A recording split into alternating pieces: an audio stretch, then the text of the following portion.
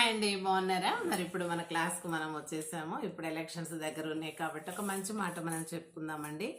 ఏదైనా కూడా మనిషి ఇప్పుడు ఎలక్షన్స్కి నిలబడ్డప్పుడు కానీ, లేకపోతే మనం ఒకరితోనొకరు పరిచయాలు ఏర్పడినప్పుడు కానీ, ఒక కాన్వర్జేషన్లో మనం ఉన్నప్పుడు కానీ, మనిషి యొక్క అంత సౌందర్యం కంటే బాహ్య సౌందర్యం కానీ నిజమైనది కాదండి. ఇప్పుడు స్వీట్గా మాట్లాడతారండి కొంతమంది.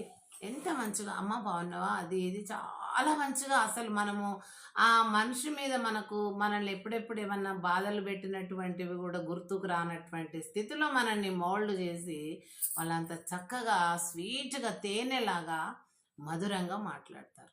కానీ ఆ మాటలో ఎంత మధురం ఉంటుందో, మాధుర్యం ఉంటుందో, వాళ్ళ మనసులో అంత విషం ఉంటుందండి. ఇది నేను అనుభవంతో చెప్తున్నాను. కాబట్టి మన యొక్క ఆలోచనలను తీసుకుంటారు, మన వీక్నెస్ చూస్తారు, ఎక్కడ వీళ్ళను నొక్కాలా అని చూస్తారు. అప్పుడు నొక్కేటప్పుడు మనం డైరెక్ట్ అంటే కూడా వాళ్ళ ఉచ్చులో పడం కదండి. అందుకని వాళ్ళు ఏం చేస్తారంటే ఈ రకంగా స్వీట్ వాయిస్ తోటి చాలా అంటే చాలా అంత మాధుర్యంతో మనిషిని ఆకట్టుకుంటూ ఉంటారు. ఇది అంతర్ సౌందర్యం కాదండి, ఇది మోస సౌందర్యం. అలా ఉంటారు ప్రజలు. మనం అది గ్రహించాలి. మనం ఏం చెప్పుకుంటాం, చాలా బాగా మాట్లాడుతుంది ఆమె, చాలా మంచిగా మాట్లాడుతుంది. అవును, మంచిగా మాట్లాడేటోళ్ళు అందరూ చెడ్డోళ్ళు కాదు, మంచిగా మాట్లాడే వాళ్ళు అందరూ మంచోళ్ళు కాదు. దాంట్లోనే మనం సెలెక్ట్ చేసుకోవాలి. ఆ సెలెక్షన్లోనే మన బాధ్యత ఉంది. లేకపోతే ఆ సెలెక్షన్ మనం సరి అయినదిగా లేకపోతే మనము మరి నష్టపోవడమో, మోసపోవడమో, లేకపోతే అబాసు పాలవ్వడమో ఈ రకంగా జరుగుతుంది. మన సెలెక్షన్ కరెక్ట్గా ఉంటామో, ఈమె తీయగా మాట్లాడుతుంది కానీ చాలా పుండకోరీలు చెప్తుంది.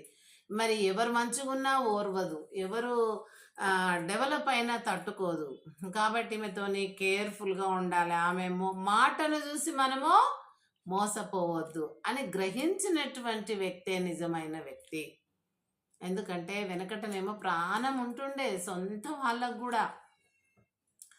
మంచిగా ఏంటి అసలు ఎవరన్నా ఆడబిడ్డ ఊరికి వచ్చిందంటే, ఏం బిడ్డ బాగున్నావా, ఎప్పుడు వచ్చినావు, పిల్లలు బాగున్నారా, మీ భర్త బాగున్నాడా, మీ అత్తమామ బాగుందా, ఇలా అడిగేది ఆడబిడ్డలు అమ్మగారు ఊరికి వస్తే. ఇప్పుడు అసలు అసలు అలాంటి ప్రేమలే లేవండి.